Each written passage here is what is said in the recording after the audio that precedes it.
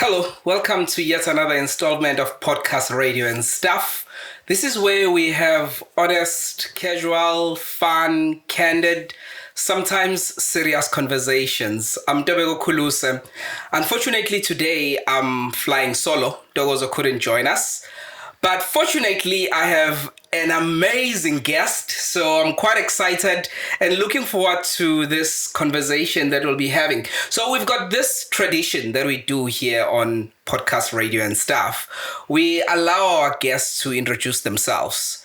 So as our guests thinks about their intro, I don't think they have to think about it because it's something that they do every day. Let me just remind you some of the important things that you need to do. Please remember to subscribe, like, share, and tell everyone that it's on Podcast Radio and Stuff. Join as a member. Oh yes, join as a member. If you join as a member, you contribute 9 rands 99 cents towards making this podcast great. I'm sure my guest has composed herself. She's pulled herself towards herself. She's ready to introduce herself to the world. Hello, Nomfundo. Hi, my name is Clarissa Mfeka. With Dobego. So that's why they brought a guest that has a personality big enough for everyone. Yes. I am going to replace Undogoz. That's what I'm here to do. Thank you so much for having me. Clarissa. Hi. Welcome. We've been trying to have you for such a long time. For way too long. It's actually embarrassing. It's so embarrassing. I'm so sorry. We've been trying to have you. But I'm here now. So if someone asks, what does Clarissa do? What do you say to people? I do a lot of stuff. A lot of cool stuff also. We do a lot of cool stuff. A lot of cool stuff. We'll talk about a lot of cool stuff. I think many of us know you as a radio person. Yes. Me, the first time, I think in Nhlangana Nawe, probably it was in 2013. You were with Inanda FM at that time, around that time. Yeah. Is that where you started your radio career? Yes, that is definitely where I started my radio career. I started at Inanda FM in 2010. Okay. I was 18. Ooh, I was in college. Yes. I was studying radio production. Oh, okay. But it wasn't also like my main focus. Yeah. I got for something else in college. But then I just took it on. Yeah. And I remember, I think we did starts in Feb. They took us like on a few radio tours, like to radio stations. I think we went to East Coast Radio. And then I think DYR, I'm not quite sure where it was at that time, but one of the challenges in class was that whoever does exceptionally well, I think in one particular presentation, then they'd get to have like a little like satellite show on DYR, if I'm not mistaken. And then we were also just encouraged to visit radio stations. Okay. Just go. Because also when you're just not familiar with an industry, you don't think that you can just walk up to like a studio and just like, hey, can I see what's happening here? Like, how do you guys do the things that you do? You know, you just don't think that that's a thing that's possible. And I'd never done that either way. I didn't know where Kozi was. I was just like, so I was like, no ways. You had never gone to I'd never. Really? At that time. I'd never. Wow. I just never. So also because it was honestly like a new thing that I was just grasping at the time. So with that being said, the first radio station that I went to was Inanda FM. There was a guy, at the time, who was supposedly a producer in Inanda FM. Okay. And I was like, and a girl that I went to high school with was like, oh, you're doing this radio thing? There's this guy that does like, I think like, I don't know what he does, but he's there like at this radio station. I was like, oh, okay, I want to go and see, you know, the place. So sure enough, I got in contact with him. Turns out Ulakizikal. Oh, okay. And he was a producer at Inanda FM at the time. So he set up meetings like, just come through. And then that was late. No, in my defense, I was a full-time student. You were late? Of course I was really? late. I wouldn't believe that. Turns out the person that I was meeting was late anyways, so it wasn't a big deal. And I was so nervous. Also, I didn't go there with an intention to meet anybody. I went there to just see the radio station. And being from Inanda and also just not knowing that part of Inanda was also just like an entire experience for me. Yes. So I get there and they're like, oh, okay, cool. Who am I? I'm like, I'm in college. I'm studying sound engineering and then radio production. So we just have to like, visiting different radio stations to see how things work. And they're like, oh, okay, cool. Do you want to record a demo? I was like, okay, cool, I think. And then they sent me to production, and then I sat down and I took out a book and I started like writing gibberish, and then I recorded a demo. And then he was just like, oh my gosh, that's so cool. So when do you think you can start training? You said you're full-time at school. I'm like, yeah. Wow. And I was like, okay, can you come in like once a week to train? I was like, okay, cool, that would be actually dope. And I did. And mind you, this is happening like in May. I literally, when I tell you that I don't know what I'm doing, I'm just a kid in school, just like going with the flow. And then I did that. I went in twice a week or once a week sometimes, and they just wanted me to record shows, like just record shows. I'd do it for like an hour. People would come in, assist me, help me. And I think like 3 weeks later, they were like, cool, we're ready to give you a show. Wow. I was like, damn. That is so crazy. By the end of May of 2010, I was on air. Wow. And you stayed with Inanda for years. We're gonna talk about that. Yeah. Then you moved to Gagasi FM. Yes. Okay, we're gonna get to all of that. But before we get to all of that, you said you were studying radio. I-radio into wakhula vele uyithanda, wawufisa ukuba umsakazi noma khona wawufisa ukuba ikhona, and how did you end up studying radio? I had no aspirations of becoming a radio personality because I didn't know what it meant or what it was supposed to be. However, I was a fan of radio. Okay. I think I think in every household it was always something that was, there for entertainment or for whatever. It's just always the background in the house doing something, unless my mom is playing like Waiting to Exhale on the hi-fi. But yeah, it was that. And my mom was one of those people that she was a very eager mother. She always encouraged me to do everything. And I think it was just a motivation that she also got because I was that type of kid to do everything. Yeah. In school, I was in everything. I was in plays. I was a speech contest god. Are you mad? Oh my gosh! I was actually on a newspaper in grade 7. That was so crazy for a speech contest. You were a superstar in grade 7. No, in primary school, I was a superstar. You have no idea. Okay. So I was always just like a kid that was just always outgoing. I'm always eager to try everything, whether it's academic, whether it's creative. I was always doing it. Radio was always something that was on the background. Also, my relationship with radio cemented a lot with, I think, my friendships, especially in high school. Yeah. When you just you think you're a grown up, but you're not. But like you just find your people. I found my people in high school. Yeah. And radio and TV were things that we would bond over at school. We weren't meeting on the weekends. Yeah.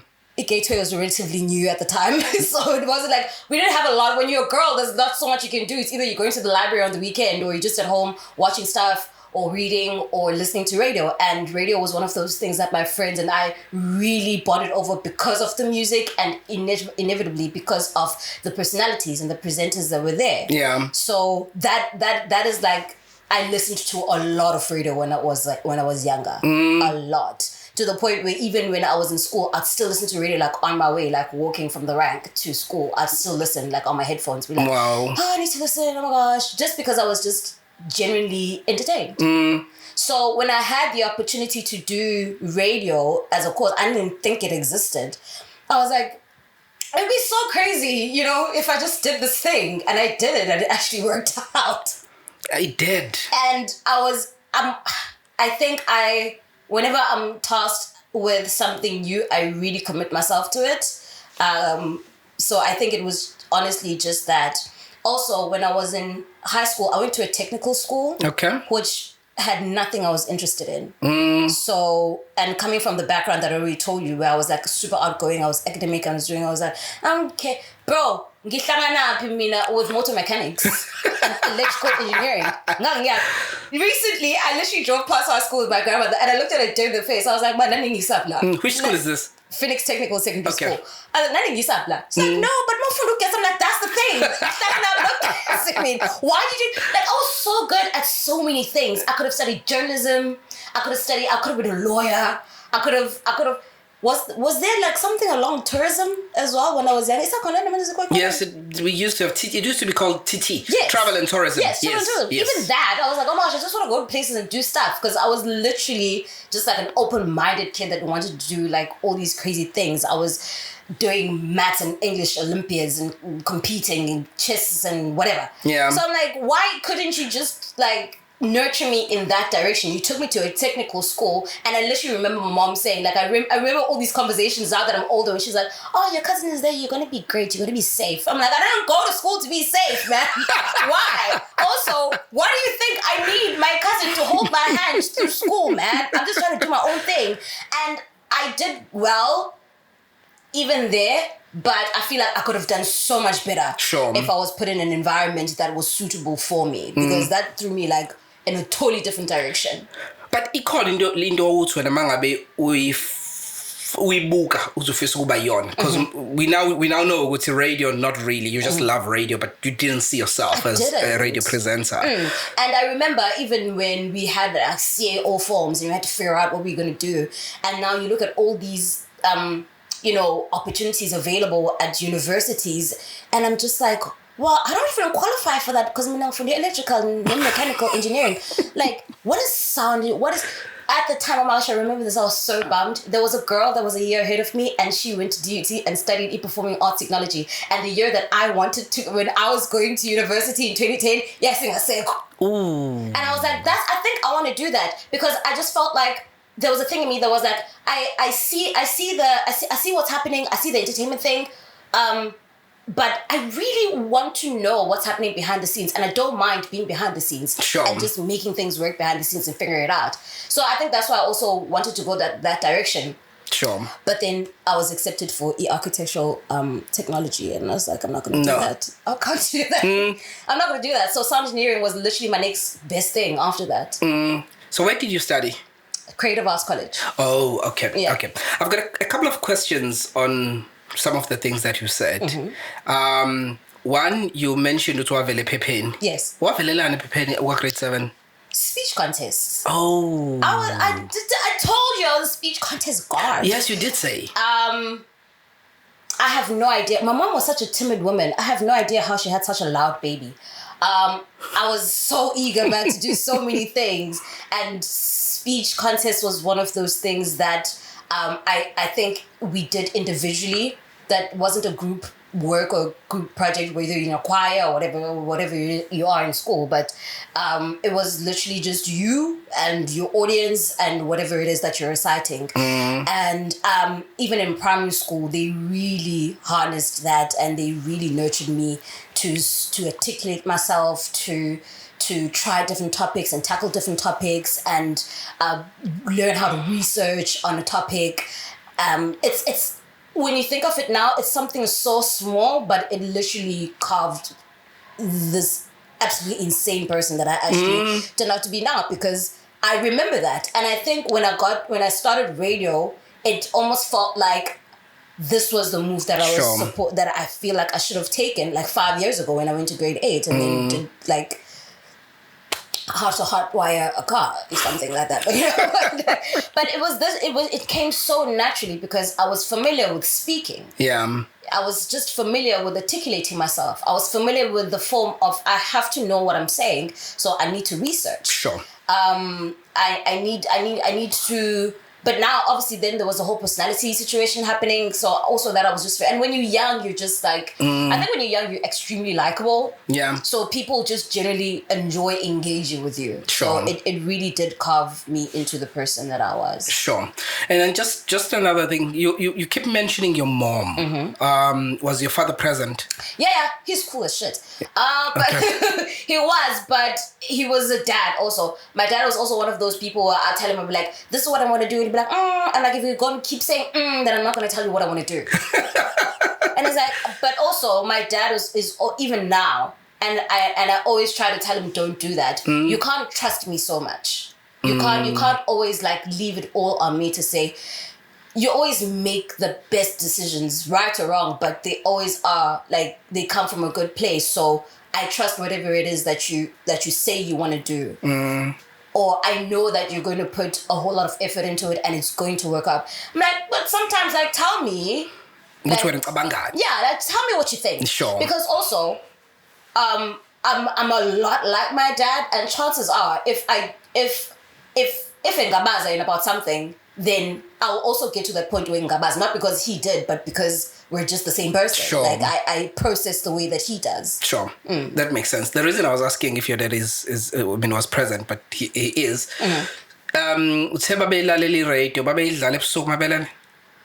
No. We had a cutoff after that. I think East Coast Radio had like a music chart thingamabob, like weekdays at 9 or something. Okay.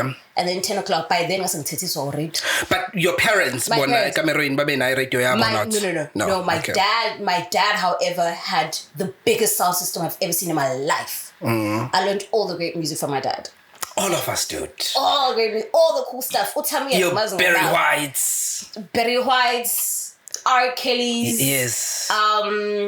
There's this. Was it Boys? There's a Boys to Men. No, man. There's a soundtrack. There's an album, man. Is it Boys to Men and Mariah Carey? Which one? See, now you're embarrassing us. Wait. I'm trying not to sing it because I'm gonna sound stupid. Wait. One Sweet Day. Oh yes. So all of that, but also my uncle was also very instrumental in my like taste for music. Yeah. Like Yeah. Oh, okay. Makes sense. I mean, yeah, makes sense. Now he was more colorful than my dad, obviously because he was younger. So my dad would be like R&B, my uncle shy. Well, it's not at the time, but a lot of quite like TKs, yes. TKs, just like a lot of stuff like BOP, like that I learned from my uncle. Okay. The reason I was actually asking you if Babako and Abazal Bako Babela like the radio, because there's the joke that makes round. Go see. Now, Sessia understand go see in Babazal Bet Babela. My parents babedlala, I'm not gonna lie, yes. They slept with the radio on. Oh shit. So I don't know why they slept with the radio on, but apparently you know why? No, I don't. Huh? You will. Maybe I sleep with it on now. I am a kid. Yeah, boy. Oh my god. Okay, let's go back to radio. So then you joined Inanda FM. Yes. You had an amazing stay at Inanda FM because all of us, I was at Vibe FM at that time. I remember I used to listen to you too. Yeah, when you were at Inanda, but we knew that Nomfundo is hot. Really? Yes. Why? I eventually joined Inanda. I found you there. I'm not sure if you remember that. Yeah. And yeah, I mean, you were hot. We all knew that Nomfundo hot as in like physically looking hot, or just like hot, like just like both. Radio, like, but I was talking about radio.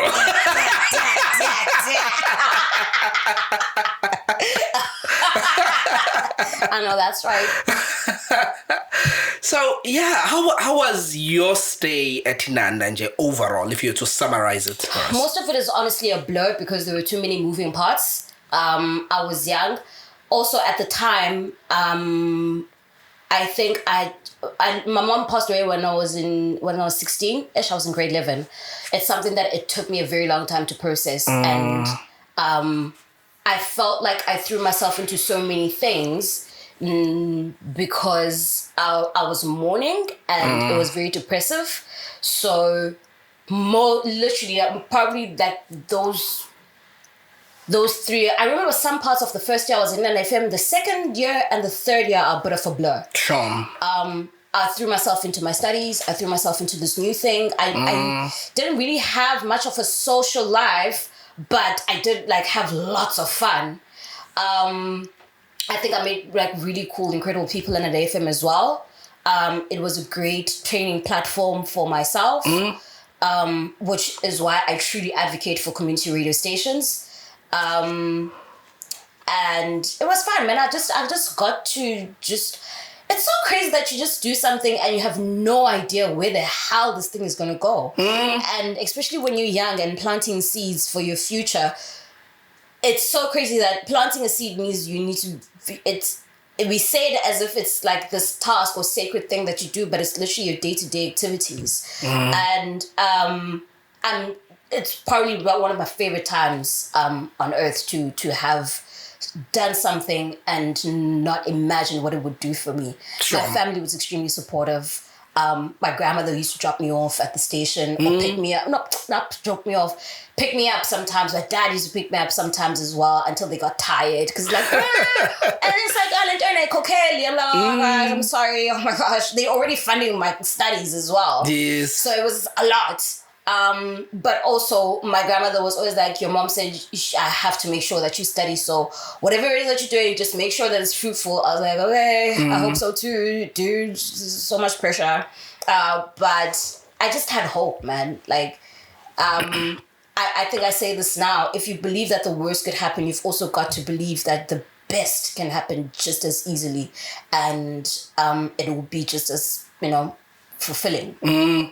How difficult was it to try and make your parents and family understand what you're doing this because you love it, even though it doesn't pay? I need them to stop trusting me with these things. Nobody contested it. Wow. Nobody contested it. Everybody, though, however, was curious about it, and everybody was very motivational about it. Like, no, like, it's gonna work out. How can't what do you mean? Why not can't up until now? Like, and also this thing where, like, they just speak about people like they knew them, like they used to bump into each other's station or something. Like, what do you mean you know this person? I've been listening to DJ Fresh and 5FM for so long. I've never met that man. Like, what are you saying to me? But they were ashamed. They were very, very supportive. They were extremely supportive. And I think also it came with a lot of sympathy as well of, I think the shock, because I was the only child from my mom, so it was always like, oh my God, what are we gonna do? Like, is she gonna be okay? But also, because I threw myself into so much, I think it was a sign for them of relief of, okay, at least she's not losing her mind, but she's doing something. So they're very, very supportive. Yeah. Okay, that's great. How does the Gagasi gig come about? Shoot. So I did Friday and Saturday nights first at Inanda FM, and then afterwards I was moved, I think after a year or so, because I was in Inanda FM for 4 years. That's why sometimes it's just a big blur. And then Victor Rose Jr. was station manager at some point. I think he came from Josie FM, and then I had also completed my studies then. And I was about to graduate, and I was like, okay, guys, so from next year, I'm just going to have a lot of time on my hands. Yeah. So I would really like to just do more. And I think also I was kind of interested in the marketing part of it as well. I was like that's, it's kind of interesting. Just to throw myself into something else. And then I don't know what happened, but they were just like, okay, cool, you're going to do the drive. I was like, oh, shoot, that's so crazy. Okay. So then the drive show happened, and I had a producer. We did so many cool things. It was so much fun. I got into so much trouble. RDP house around. What's in RDP house? That's in the RDP house 8 days. Oh yes. But mancane and in the ama usimendo ubon bend my blocks in what? And what happened? What came after that? I got a call from upstairs. You need to apologize. I was like, oh my God. I was like, and they're like, no. Man, it was just like a lot. But yeah, and then I had to apologize. But also, I wasn't quite sure who I was apologizing to. The person that built the RDP houses or the people that live in the RDP houses. I was like, I already see me. You're going to get us into trouble. Why? Who am I apologizing to? I'm sorry, I am, but but also it came from a place of concern because I think also just it's the way that you receive information. Sure. When we speak of a democracy, and when you hear things like, because RDP houses literally, or at least for me, came up as everything else was happening of this democracy, and I think it was heavy even in our school curriculums Sure. as well. Like this Rainbow Nation and what it's supposed to be like, and unity in diversity. And learning about the Khoisan people. I'm like, oh my gosh, it's so much. Oh my gosh. So then you can get things like RDP Houses, and you're just like, what is that? And then it's like, oh my gosh, it's free housing for people. Like, oh my gosh, this is so thoughtful, so nice. And then when you see something and then you're not satisfied with the quality, especially when you're looking at it from a young person's perspective, you look at it and you're just like, but this doesn't even look safe. Why is it difficult for you to build something decent for umuntu if you're saying that you're doing it out of the goodness of your heart? Yes. You know, and I fully understand umuntu that needs it and wants to and needs shelter. You know, in a man's, you know, case, it's probably something that you didn't have before. But why does it have to look like, you know, why does it have to look like that? Like, why can't it look like a home? You know, I got into so much trouble, man. I was like, And it was not the last time ungena with trouble. Oh, of course not. You have not answered my question, Which but was? we're going to get back to it. Given we are going to get trouble in Jengamaj. Yeah. You were once in trouble with Aban Basapita Maritzbeck. Oh my gosh, it almost killed me. Guys, what's life without a little bit of jokes? Because now, my thing is... Phillips brought me to the side. He's like, "Sure, so what did you do?" I'm like, "Oh God, I'm so sorry." I'm like, "Oh, bro, I'm so sorry." But then also, it's like, I wonder if somebody else has said that, if they were taking it lightly. What did you say? Oh man, I forgot word for word, but I was just like, I think it was hot something. Even to like the other day, I was ranting about the heat. I was like, "Oh gosh," she's like, "No, somebody's big." Like, what did I say? Something about Gizo Katini? Something. I made a reference to Ipara, somebody's big though. Oh, and okay. Oh my god. It went crazy. On social media, on Facebook. On Facebook. Yes. It went so crazy on Facebook. And at that point, I'm somewhere in Belito. I went for a thing. Sexually, bro. Like sexually. And also, I'm seeing the comments, and then people are like, "Oh, Australia, Bozo Clarissa." They said this thing, they were like, and literally there was an influx of comments on some Bozo Clarissa getting dance. I was like, man, what the hell is that? And then afterwards, I still post. I'm like, like in rate that, guys. And they're like, "Oh, I'm like, no, oh my gosh, it's a genuine question. How is it that you find humor in one thing and then find the other thing not humorous? I'm not making a joke. I was making a joke before. Now I'm not. You rain dance, and I didn't know what it was until somebody told me what it was. Like, oh my gosh. What is the rain dance? I think it's a boxed wine or something. Oh. I was like, so they were like, oh, like, Wozo Police, like, yes. Like something. Oh, I was okay. like, oh, guys. So half the people took it pretty well. But the other half, oh my God, they were out for my head. And you apologized. And then I was like, I remember going to management. I was like, oh shit, guys, you won't believe what the fuck I did. And they're like, what do you do now? They're like, oh, we saw it. I'm like, oh fuck. I was just like, what do I do? They're like, wait. And then they just made me wait for too long. I was like, you guys are quiet. People are killing me. They try to kill me. Also, I was like, I'm not going to delete it, because if I delete it, then it just shows like, because it was generally a joke. Yeah. And I feel like if I delete it, then I'm backing down from something that I said. Also, if people are upset at you, I promise you, there's nothing else that I'm going to say that is going to amuse you. True. Or make up for what I did. And I'm not going to try and make up for what I did, because you're already upset. Yeah. So that was it. Okay. Interesting. Are you cool now with Aban Basamarisbeck? I don't know. I've been to Marisburg after that. Nobody's ever confronted me face to face about it though. I'm sure guys.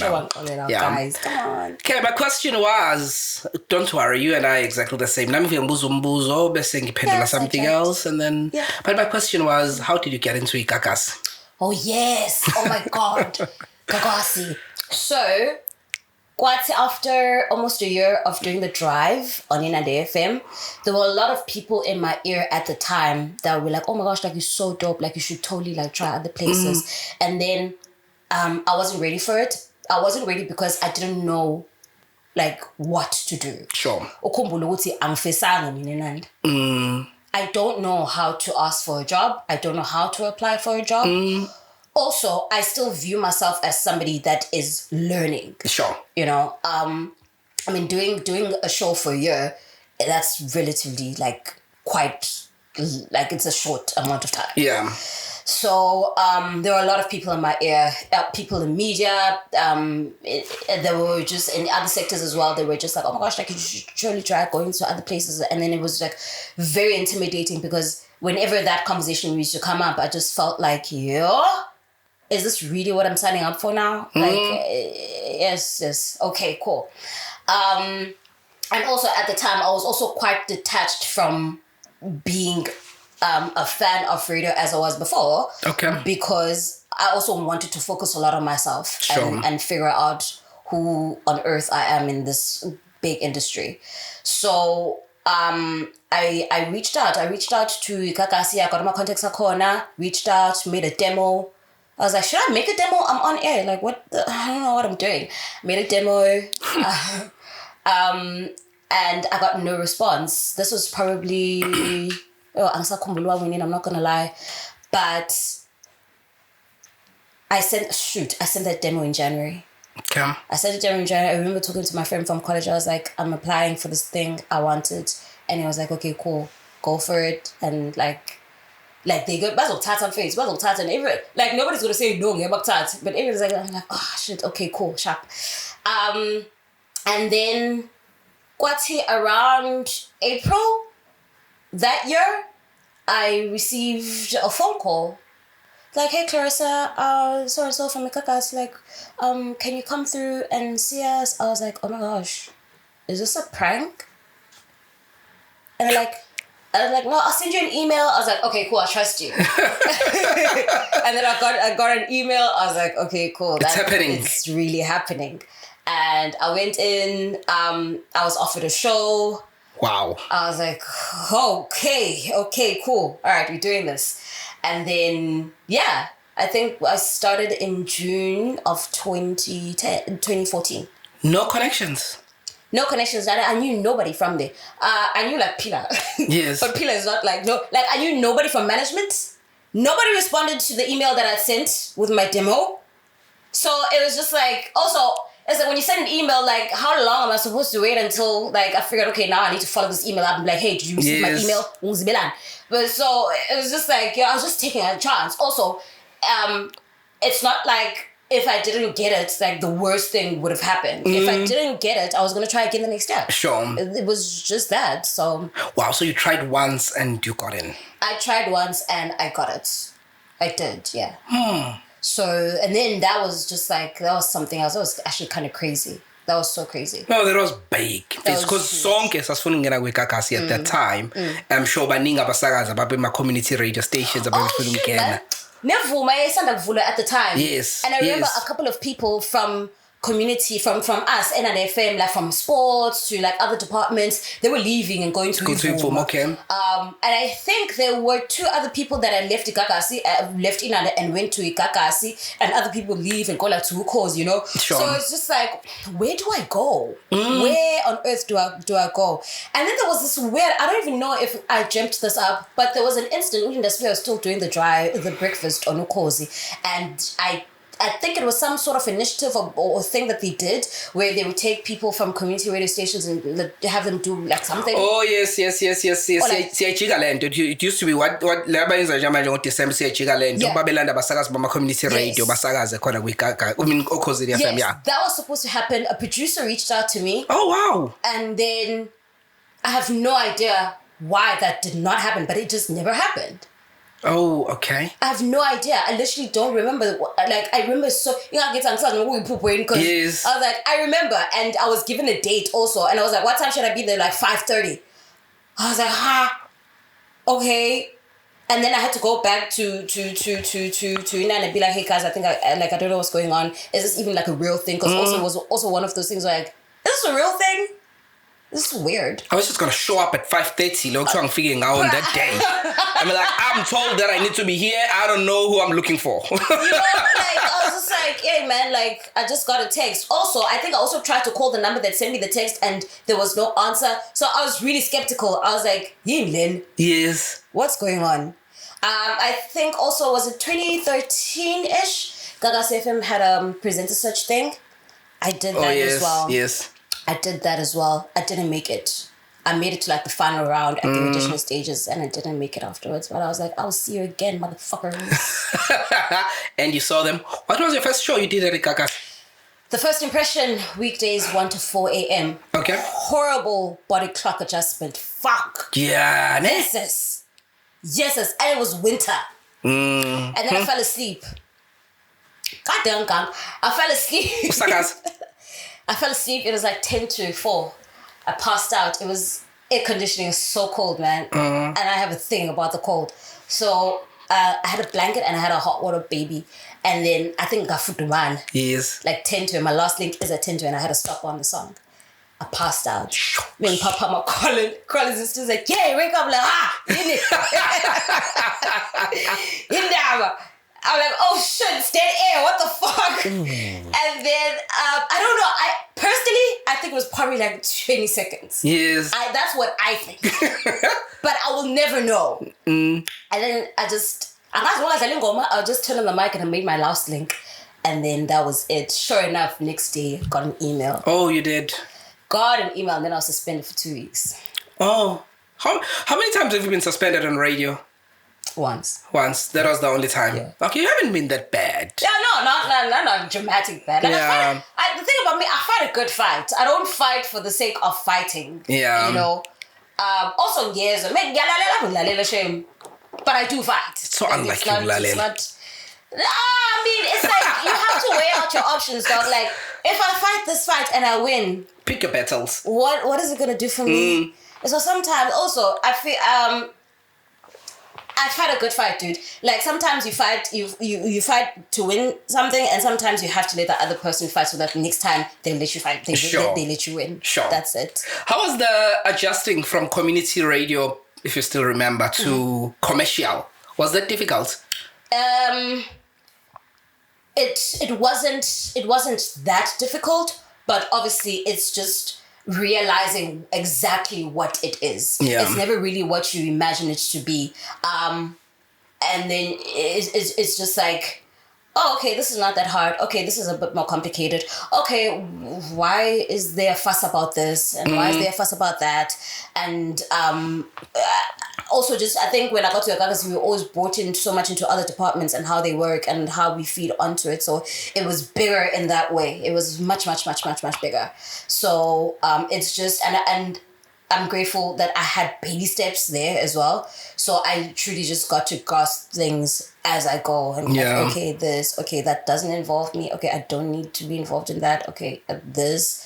Okay, cool. Okay, when am I not going to do this 1 to 4 a.m. show? Because my body clock is going nuts. Absolutely nuts. And like funny, bruh. Ngesikhathi ngisenanda, ngisebenza ebusuku, ngisebenza 7 to 10. Masasiqeda ngo-10 fethu. And then like amajita fethu. Also, like there's just a lot of guys in this industry.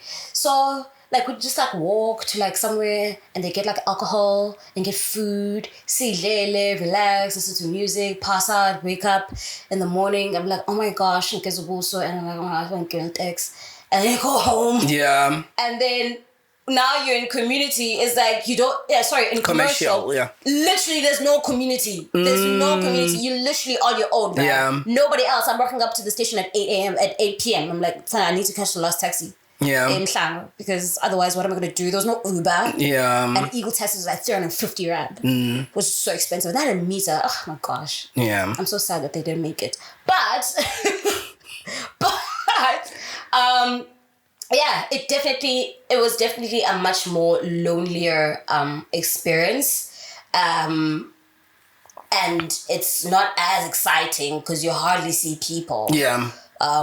You're just literally just like on your own and you're figuring it out, and all the people that you know is like the security guard and like the other people that have shows before you and after you, and you're just like, oh, like I don't get to see everybody else. Like, what do other people do? Like, what happens? Especially among the yeah, I don't know what happens. It's like, and then I just go home and then I'm sleepy and I have to wake up and it's like, oh man. Like, it's just, yeah, it literally becomes that, and trying to adapt to that is also kind of crazy. Luckily for me, it did not last for too long. Yeah. Didn't last for too long. So I really am grateful that it didn't, because after that, I immediately moved to 10 to 1. I did 10 to 1. 10 to 1 ebusuku. Okay. Which is much, much better than 1 to 4. I never fell asleep. I never fell asleep. And then I also did, that show was coupled with like a weekend, like a Saturday afternoon show, like 4 to 7 or 1 to 4, something like that, I forgot. But yeah, so it didn't last for too long. Yeah. It wasn't that bad. And then maybe take us through my shows with Gagasi. You did 10 to 1, then you moved from there to what other shows? While I was still there, I also got to do like a lot of stand-ins, I think 9 to 12. Okay. That was really cool. And then I did 12 to 3. Yeah. I did that for a year, and then I moved to Drive, which was the longest. Yeah. I think I did Drive for like 5 years. So 9 to 12, you did that with Kulegani.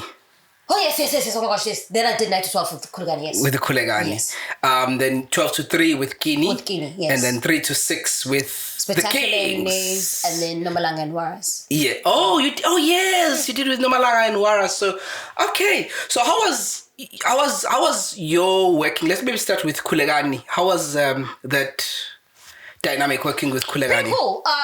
Kulegani and I were cool. Like, we bump into each other, obviously, like in the building or whatever. It seemed very cool. Yeah. We were dope. He was very excited. And we just understood what we wanted to do. And it was fun. It was so much fun. Yeah. And it really helped my hand also with like a lot of things, because that show structure was quite different from what I was used to. Yes. So he was really, really, really like a great like partner. We had Kulegani here, and he spoke to us about the not difficulty, but that it took some adjusting because umfundisi, and then on the other hand, here's nomfundo or isangoma. Was that difficult for you? No, never. We bonded so well. We did a lot. Korea and I had, I think we did like 70% of that show outside of studio. So we spent a lot. He did say, yes.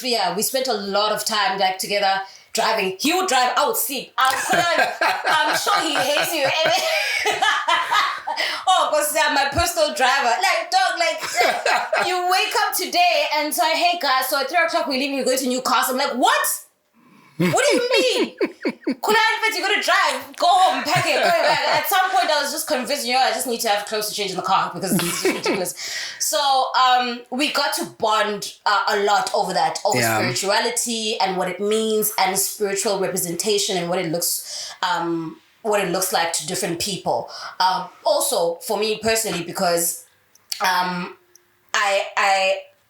just because I attended to my spirituality in a very African traditional way, I'm also not closed-minded to other things, and also just respecting people's religion and culture also is something that's quite important. I've also been to like a ton of other churches. So I think I've always understood what people were looking for when it comes to, growing their spiritual selves.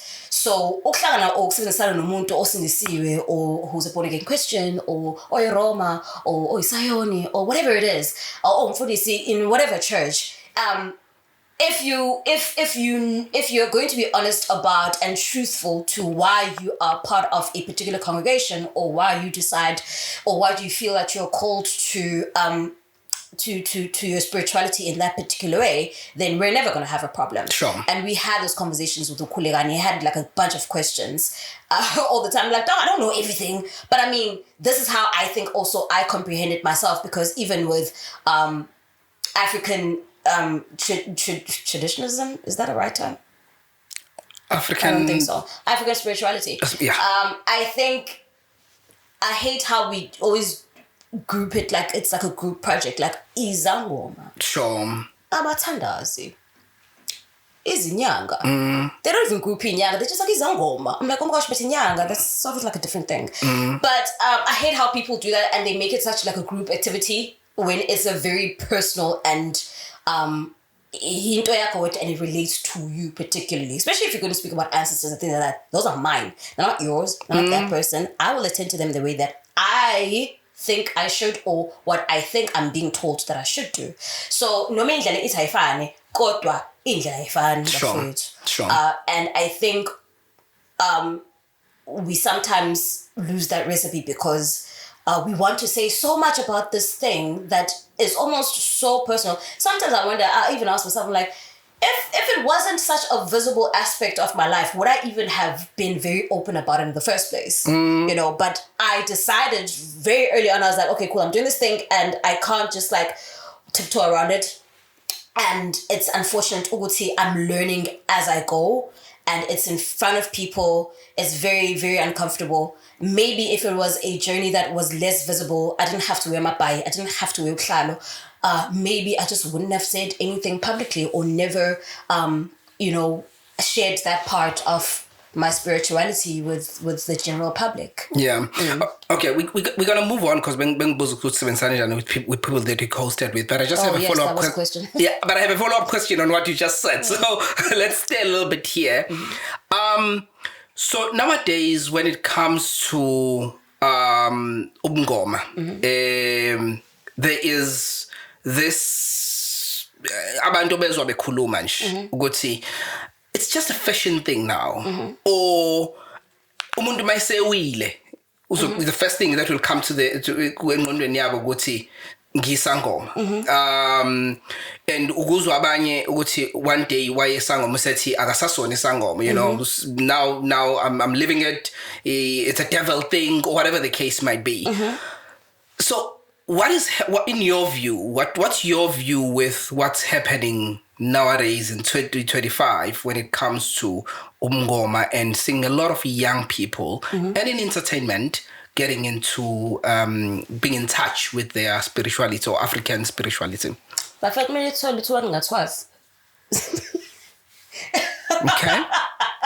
No, man, I'm joking. Okay. I'm sure baninga basondela ngakhona.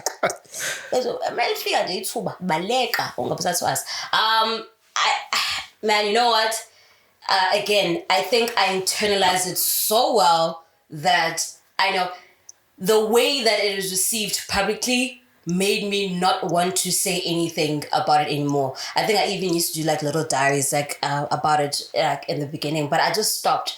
I hate, the only thing that I truly hate about how it always unveils is that it almost becomes your personality. And that's how people identify you as. I've never asked for people to ever identify with me or call me Kini Shandu or anything like that. It's just a part of my life that I shared. So, and also personally, I also would hate it for it to be the only thing that people recognize or identify me as. And I think that's where the problem is. When you find something that you truly love, or you find something that makes you feel complete, like your spiritual awakening and whether umngoma or whatever it is, I think I know how satisfying it is to finally feel like all the pieces are coming together in your life. But then again, it's just one of those things where sharing too much of it does create I think anything ibanjalo. Sure. Iyadeleleka masiningi kakhulu. Iyadeleleka nje futhi kuyisicefe futhi masiningi kakhulu. You know, and abantu are going to say, "How nina nonke sinyathwasa, how nina nonke senizangoma." I'm like, bro, ngibalelani mina? Most in your knock as and like, bro, like, wazi ukuthi fethu like yenze manje leyo nto ayimnandi. Like if I had a choice of not doing it, I probably wouldn't have done it. But even I'm blind. But sure. And I did it. So that's the thing. It's like they group it all together and then it's like fashionable. But then again, it comes to when you say that, then it's like, Kanti, why is it a problem, or why do we always have this negative outlook on anything as black people ourselves? Because now you're just like, which means that we are complete emotion. What happened to being proud of our culture and our religion and our spirituality? If we don't do it, I don't really see it. Actually, I don't know why you wouldn't want to do it. Sure. You know, because then again, it speaks to who we are.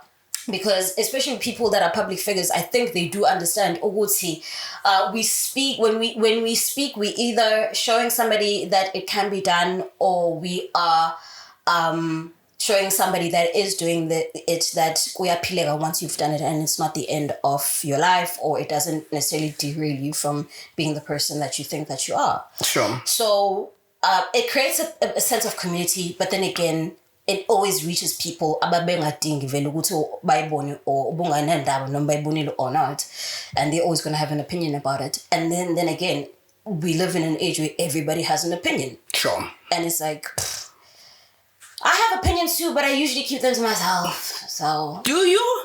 Yeah. Okay. You have no idea. Okay. You'd be cancelled, mangasuwasha my opinions Of work. course I'll be. Of course I'll be cancelled. You know what? This is not why we're having this discussion. We want to talk about radio. I am here at your disposal. But I want to ask, I do have a follow-up question. Yes. I think most people are worried about fake sangomas or gobelas, you know. So how do I identify that, okay, no, you know, it's not make sure. Mfethu, message ibhat lakho nje lo uthi uhlangana naso lesi simo so ibhat lakho mfethu, and I hope that you make it through it. That's it. It's so difficult. I think for me, ekhaya vele bakhona abantu abadala so it wasn't like a foreign thing. The people that I worry about the most are people that move from not doing izinto zabadala and literally just don't know anything about it and then jump into it. Those are the most prone to, you know, bahlangana nezimo ey'thanda ukuba njalo. And sometimes ubona usuphakathi ukuthi ngeke beyithi kuhamba kahle la manje angisaqondi kahle. The one thing I say is that you are more than welcome to get up and leave. Izokusiza leyo nto. Sure. Cool. No, thanks for sharing that. Okay. Thank you so much. Really appreciate it. Let's go back to Gagasi. So yes. You 12 to 3 you worked with Kini. Yes. How was that for you? Horrible. How so? We just didn't get along, and I made a video, was it beginning of last year? Yeah. Because there was a thing about him on social media and he said something, it was just like a lot. And when I saw the reaction, like a lot of women were so upset. And when I saw that reaction, I felt like I was looking at myself like 6 years ago. Sure. You know, I was like, oh my gosh, like this is exactly how I felt at the time. So then I was just prompted. I called someone before I made that video even. And I called him and I was like, crazy. By the time you get back to me, they'll be post illegal into me. Because we'll check. I don't know how to do it. Should I do it or not? Yeah. Because I was like, also, as what intimacy and it's traumatic for you. You block it mentally and then you don't necessarily want to revisit it. And it can, you know, it can either bring you back to that, you know, weird place, dark place, or if you have healed from it, it will literally be a moment for you of, oh my gosh, what the fuck why the hell? So for me, it was one of those where I was just like, and I think I said that in the first word, I said, I'm recording this video because I finally feel vindicated, because for the longest time, I felt like, ngiyathanda ukuthi nginami ngibuye ngibone ukuthi bengi-wrong, like what could have I done differently, or what did I do wrong? And I just honestly dealt with someone that just didn't like me, and that's it. And I had to bear through that, and it was not nice, you know. So it was just that, really. Okay, so I've co-hosted a show before. I think it would be very difficult to work with someone that you don't like. The reason Doz and I have a podcast is because we like each other. You know? So you have to like the person you work with, especially for the quality of work and so when you leave. So behind the scenes, what was happening that would... Nothing. We didn't speak to each other. You didn't speak to each other? Off air, like Magdalene Ingoma, you didn't speak? No. And then you'd pretend when you're on air? Yeah. Well, if I didn't speak on air, what do you mean? Yeah. Yeah, but I mean, there needs to be chemistry, there needs to be this connection. There was no chemistry, there was no connection, it was not nice. Okay. And did bosses know this? Did they do anything to try and resolve it? Okay. Why were you teamed up with I don't know. Kini? Also, it was that was my first like primetime show at the station. Yes, it was. Pretty unfortunate experience. And I think I even remember after that, there's a lot of people, and this is the thing that I think what now in retrospect, it's like, when something is so bad that there's nothing for me to learn in this particular situation. Also, there was nobody there to actually help me. Everybody knew. Also, even if I did get any sort of help, I didn't really know what kind of help I was looking for because it was just like a whirlwind of just like absolute nonsense. And then people like called me. They called me like, oh my gosh, like I remember this, remember that. I was like, yeah, guys, like I'm not looking for sympathy. I'm just literally, I think it was just like a moment for me to say something and say it and just explain it the way that it happened. And from my point of view and from my perspective, also I wasn't about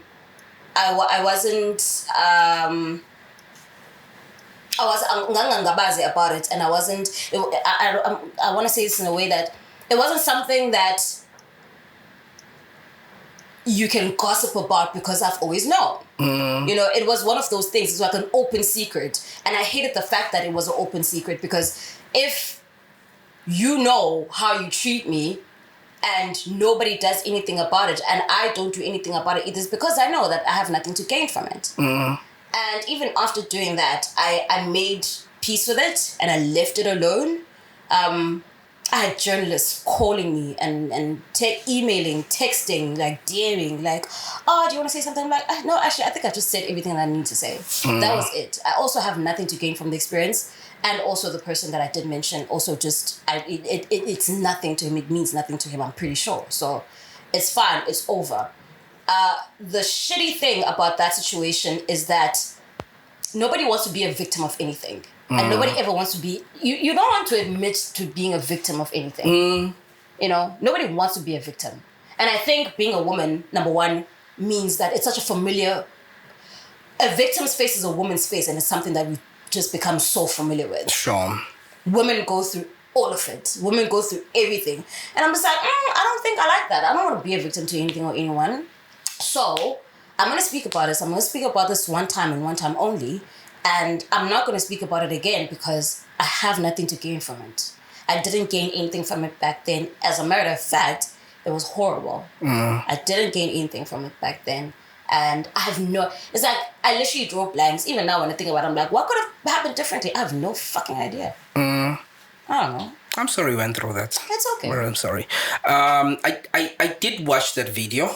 I don't remember, honestly, the content of the video right now. I can't. I just explained like the work environment, what was it like, some of the things that he did, and afterwards, also just expressing like it was a moment. This is what the moment meant for me, and this is what happened, which was not what I expected, which was not, I think, what was intended. And I literally made that video because I felt like there are people that honestly just do things to you for the sake of doing things to you, and they can get away with it, and nobody, like, that's just it. Yeah. For someone that didn't watch the video, what is the worst thing that Kini did to you? There's no way, bro. It's not one particular thing. It's the entire environment that was created around me. So then it becomes everything. Okay. So because of that, just like I said earlier, we never even really spoke to each other off air. So even that alone just means that, shit. So if you do that, now I'm also going to distance myself, and we're not going to spend enough time together in order for anything more than what is happening here happen. So outside this particular studio, we do not exist to each other at all. It's kind of dreadful also having to go to be in that space to just like, oh my gosh, I'm going back to that space, and what is going to happen today? Yeah, no, that sounds toxic. You know? Honestly. And I don't know. I think also maybe people also probably made it worse because people tell me like, oh my gosh, like you were speaking and then it cut off. I'm like, what do you mean? Because sometimes like I'd get called by management, be like, you were speaking and then like you didn't complete your sentence. I was like, what do you mean? You know?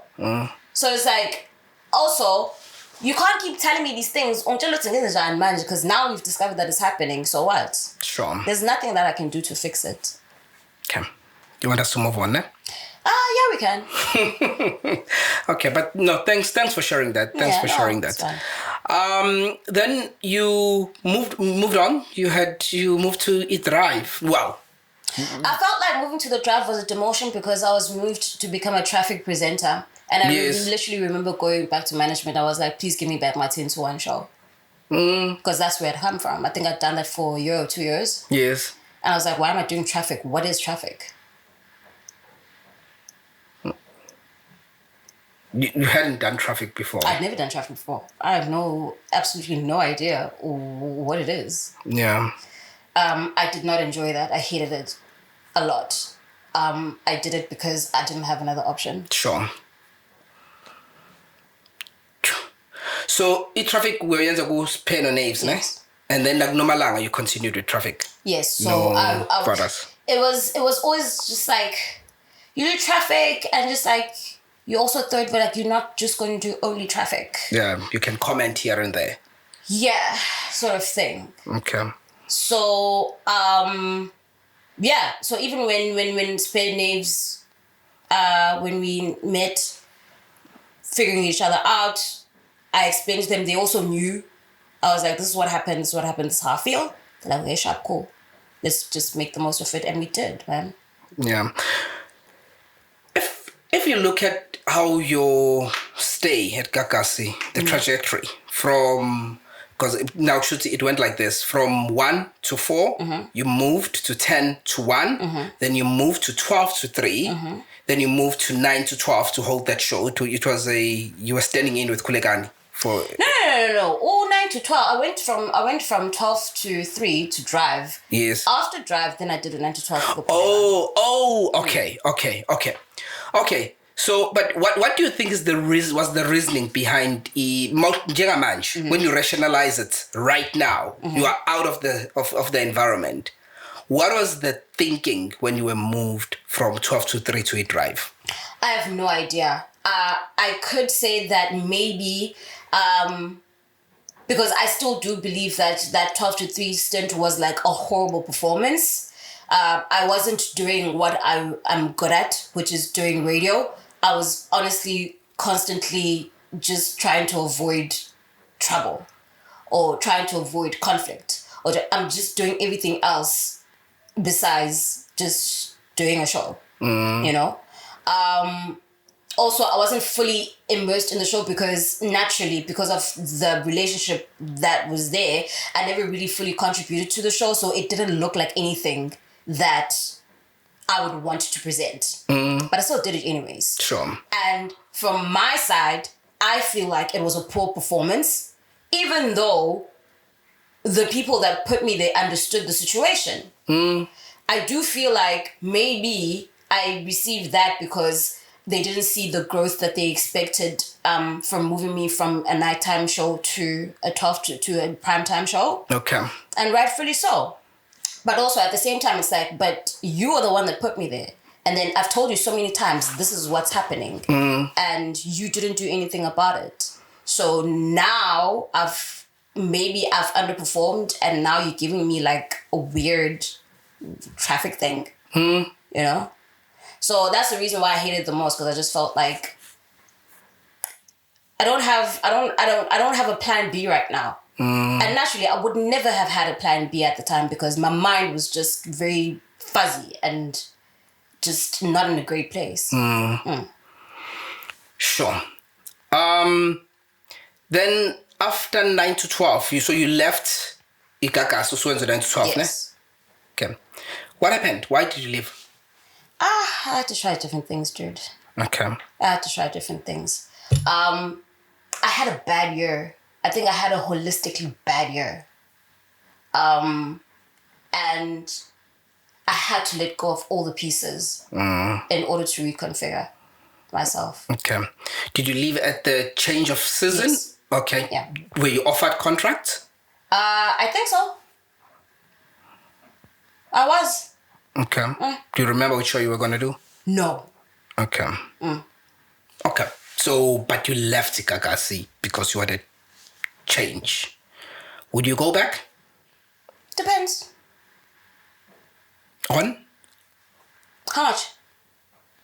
2.8?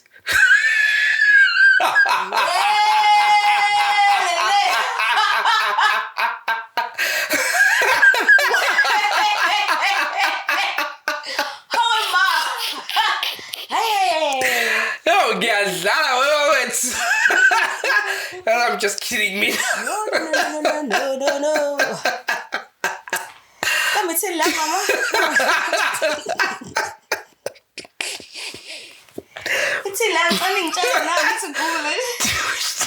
No.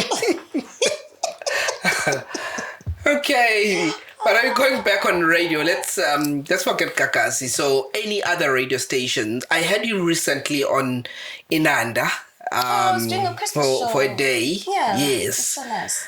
Felt really good hearing you on radio. That was nice. Yeah, sounded good. You sounded like you had never left radio.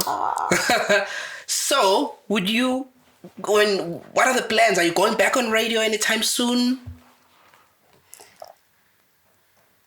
I am going back on radio this year. Oh my gosh. Okay. Oh yes, change of season is around the corner. Last year I made the decision. I was like, okay, I'm going back. Okay. I have no idea what it's going to look like, but I know what I want to do. I know what I want to achieve. So I'm going back. Where are you going? I can't say. Can give us a scoop. I literally can't say. You can't say. I can't say. When would we find out? Do you know? In April? By April, of course, you'll know. Okay. We will wait. That sounds so exciting. I'm really looking forward to that. I am excited. I'm really excited. I've had like a dozen of meetings about it. So, yeah, I'm definitely doing radio this year. Wow. I was like, oh my God. You've been doing so many other things, but radio. I mean, you've got your own podcast. Yeah.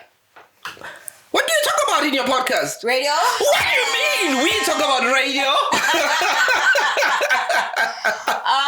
That was, man, I didn't even, they were like, I'm so grateful that I've spent the time that I've spent outside of radio. Yeah. Like being away, like leaving Gagasi has been like absolutely like, I needed that more than I initially thought. As skeptical as I was about it as well. But I was just like, okay, you know what? Let's just do this and figure it out. I've done some things. I was like, let me try this. Okay, not that. Okay, let me try this. Okay, not that. Because also the other thing that made me want to just let go was the uniformity of it. I felt like it just got to a point where it was unnatural for me to exist like that. And then I found myself not being able to do other things that I wanted to do because in my head, I always had this weird structure and I had to let it go. Been in radio since I was 18. Sure. Nobody's going to die if I'm not on radio for a year or two, you know? I don't care whether people think that, oh no, if you're not on radio, people are going to forget you. Nah. People didn't know me in 2010. I still got a radio. People didn't know me in 2014. I made it to commercial. People don't know me. I have a fucking radio award. People don't know me. I have a podcast. People just didn't know me. You introduce yourself to people. Like, that's it. Also, it just takes one person to take a true shot on you and shoot a shot on you. And that's literally it.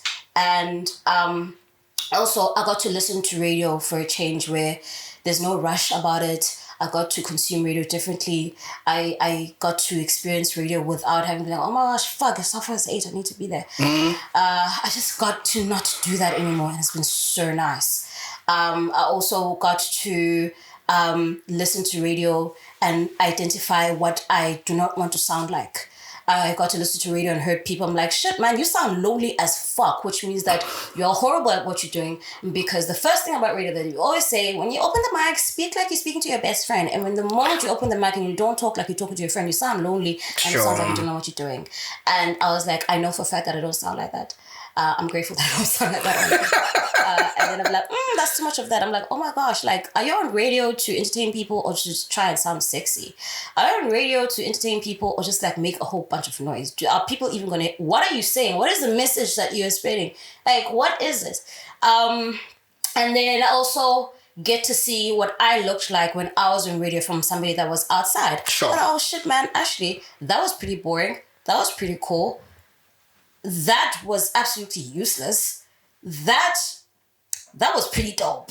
You know, so I got to fully consume it now as an adult, now as somebody that has experience in it, now as someone that when I listen to the radio, I know that I just like, I'm open, like just do your thing, like, you know, entertain me, tell me something, like, what are you saying, bro? Like, yeah, you know. So I've really just gotten time to do that, and then I stopped listening to radio completely. Also afterwards, like, cool, whatever.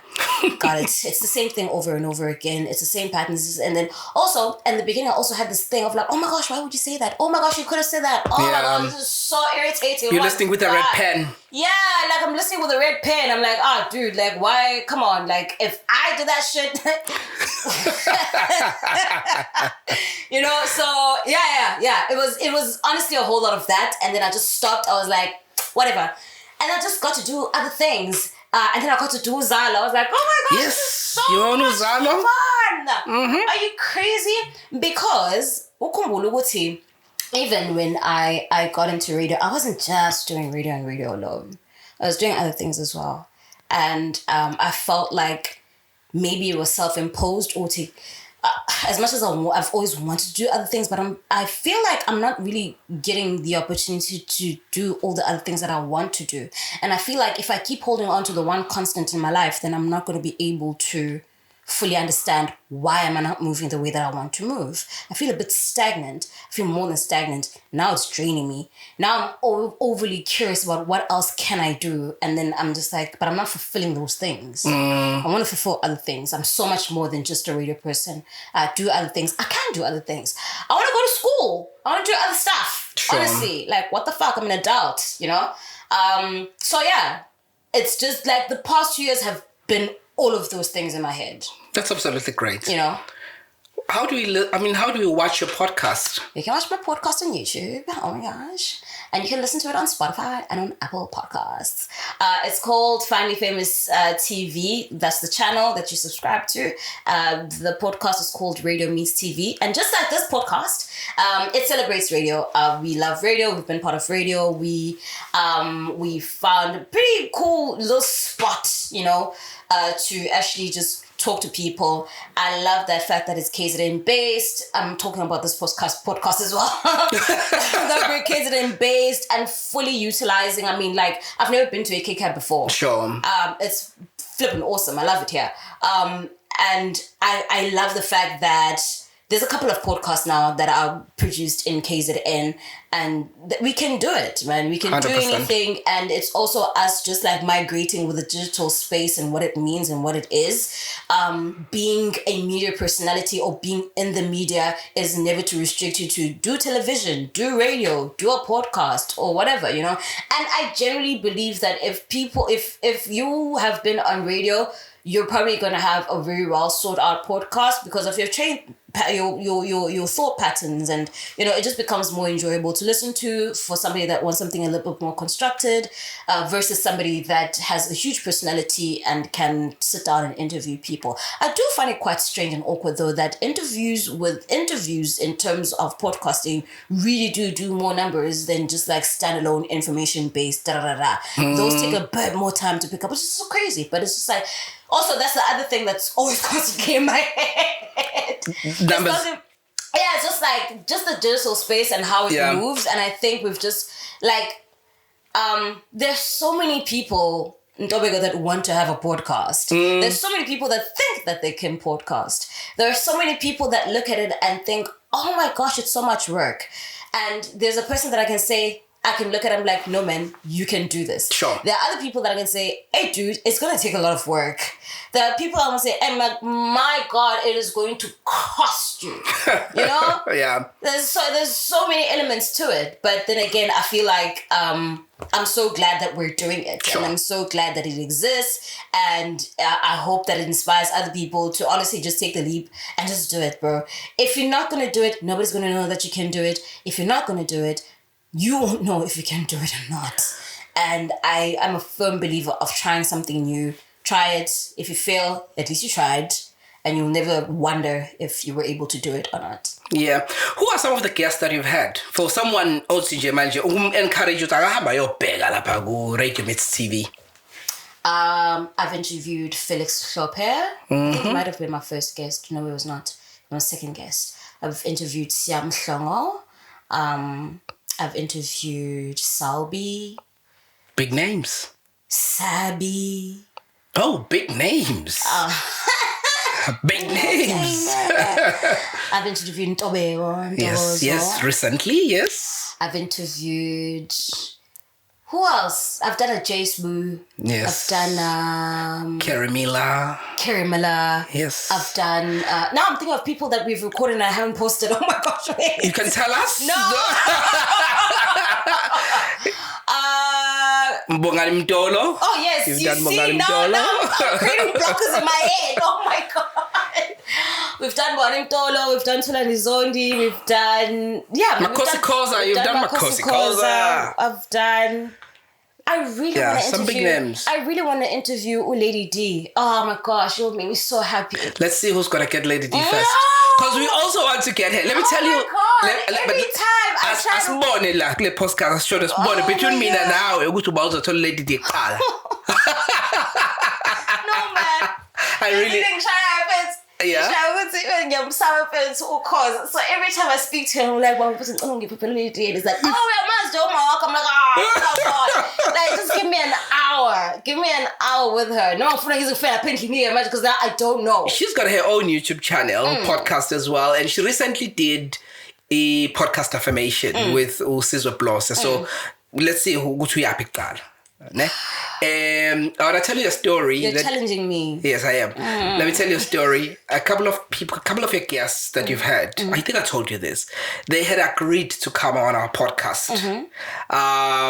And while they just needed to pick a date. And in our conversations, and then later, after a couple of conversations, then I'm seeing people not responding on my texts or picking up my calls. And then they appear in the mood of podcast. I'm like, why didn't you just say? Sorry, wasn't me. But however, I do record at least like a month or 2 months ahead. Yeah. So I have no idea why they would do that. I'm just saying, like, they keep coming. Because by the time you see it, like, I literally, I record. Yeah, some people like be like, no man, let's talk in 2 months' time or whatever the case might be. Then you were like, when you get back to them, like, okay, you can tell the tone is slightly different. And I do understand why you wouldn't want to do 2 podcasts back to back. Because why not? I do understand. Why not? Because you are telling your story. Radio Miss TV. It's the same story. Now I have to come to podcast and radio and stuff and repeat myself literally. So if you give it a little bit, some space, I can tell you a couple of, I'm not going to mention names, but there's someone that you interviewed from Gagasi FM that said, listen, I recently did Nomfundo. That's my girl. Just give me 2 months, 3 months for that podcast to breathe. Then I'll come back. I'll come to your podcast. I thought that was fair. That was fair. Salbi had one of my, I think Salbi Benobongan, that when I recorded those interviews, I think I identified so much with them because they shared their stories of how they lost their moms. And I also got to see just what it's, how we all deal differently with loss. Ubongani, when he was on the podcast, he spoke about how he left Radio 2000 after he lost his mom. Yes. And when I sat there with him and I was watching him relay the story, and I could literally be like, yeah, what if I cut the cameras now? Ubongani is going to like cry a lot. And I'm going to cry a lot too because I hear exactly what he's saying and the helplessness that you feel. And as I was watching him also, I think for me, I was listening to him and thinking, I lost my mom when I was so young. I have no idea what it's like to lose your mom when you're an adult.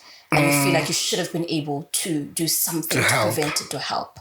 And then I also listened to Salbi. Salbi lost Umawake as she was about to make like her big break on her course. She was there, but like it was just like as it was about to happen. And they never got to see that. And it's something that I constantly always think about as well. I'm just like, oh my gosh, I feel like I'm so blessed to live such a beautiful life. And it's so unfortunate that my biggest supporter and my biggest fan has never been here in person to experience it with me. And I was just, those two interviews really stuck out for me because I was just like, you know what? It's so interesting how we, something as simple as this podcast can give you an opportunity to just self-reflect in the moment and just speak about it. Because when you're on radio and radio people, I know this for a fact, nobody actually asks us anything that is important to us. Sure. Everybody, it's almost like people view you as somebody that is going to help you. Like, you want a ticket. You want help with a number for something. You want an email for something. You want to talk about a fun moment that happened. You want to talk about something that was scandalous that happened. You want to talk, but nobody really asks you like, are you okay? Are you good? No, you're not going to sit down and talk with somebody about that something like that anyway. But when you talk to people that I think you know that can relate to you, it just offers, radio people need to go for therapy. Sorry, I just had to put that out there. Okay. I think I was just wrapping it up. Yeah. But I think we should. I agree. Because also lento senzayo kusakaza, it's an emotional space that you have to be in. It's a mental space you have to be in. Even if you have the most loudest and the most colorful personality, sometimes you're really not going to have a good day. Sometimes you're going to have a bad month. Sometimes it's just like, oh my gosh, my life is falling apart and I still need to do this thing. And I owe it to myself and whoever's on the other side. A good show. Yeah. You need to be okay when you're on air.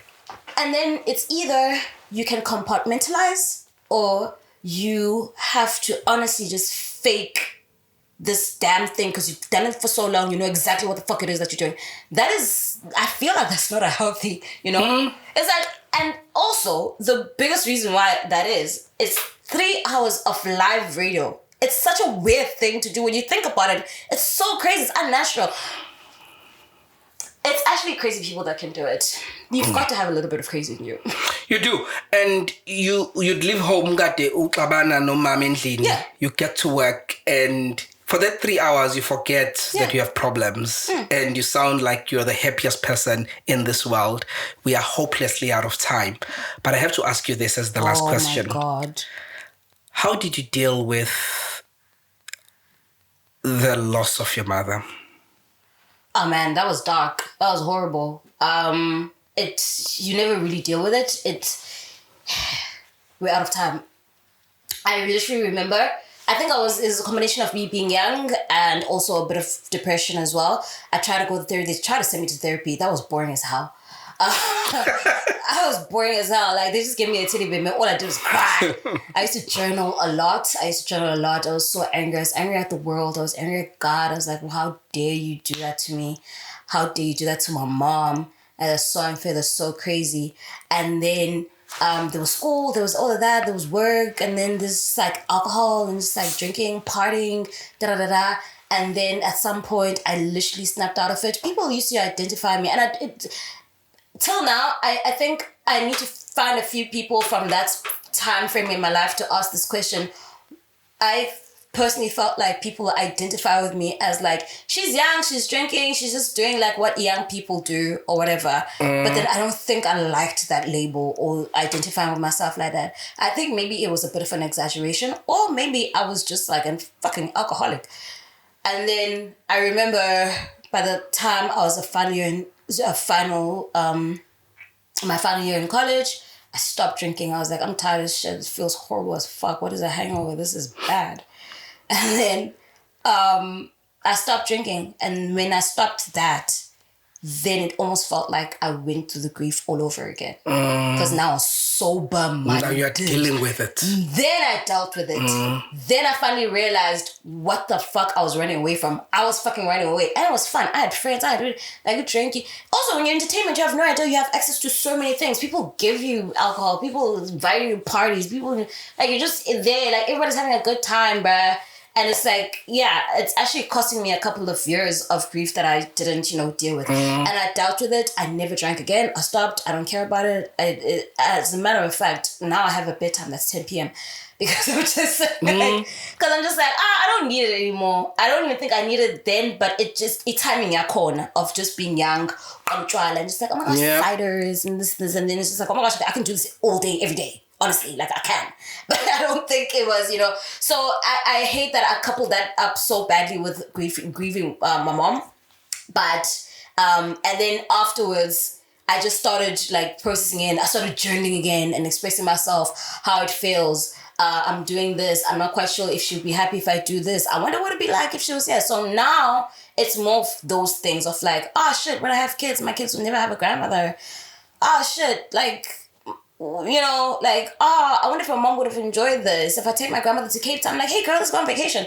I'm like, my mom would totally enjoy this stuff too, So now it becomes more of that of like, so it just becomes that. Sure. No, thank you for sharing. Thank you for inviting me, guys. Clarissa Mfeka, thank you so much for coming through. Thank you for making yourself look so beautiful for us. You always look beautiful, but thank you. And thank you for inviting Dogozo and I to your podcast. Of course. Anytime, we should do it again. We really appreciate that. We should do it here. Because you know why we appreciate that, ne? Because when people see us with our podcasts, in their minds, competition. They are competing. Oh, yeah. They forget that the fact that someone is watching this podcast doesn't mean they can't watch your podcast as well. Yeah. The fact that you are subscribing on podcast radio and stuff doesn't mean you can't subscribe on Radio Meets TV. Hence, we encourage everyone watching right now to go search for Radio Meets TV and subscribe. It doesn't take anything away from us. Subscribe back when as well. Yeah. In fact, we're just getting bigger and bigger, and that's what we want. So yeah, thank you for doing that. No problem. I think we should do it again. We should. I think, as a matter of fact, I have an idea. Okay. We should ambush another podcast. Okay, which one? That's in Durban. Which one? Well, that's going to ruin the surprise. We're ambushing them. But we will ambush somebody. I think, and I know Dogo's going to like this idea. I just know it. Okay. We should have a cut-out thingy of Dogo's that we can put here on the side. Yeah. Thank you so much. That is a brilliant idea. Thank you, Clarissa. Thank you, everyone, for watching. It's been podcast radio and stuff. Clarissa was great. Really enjoyed that. You did way more than that. But nobody can take Dogozo's space. But you did very well. Thank you. Let's catch up again. Please remember to subscribe, share, like, and join as a member. Contribute 9 rands 99 cents. It's podcast radio and stuff.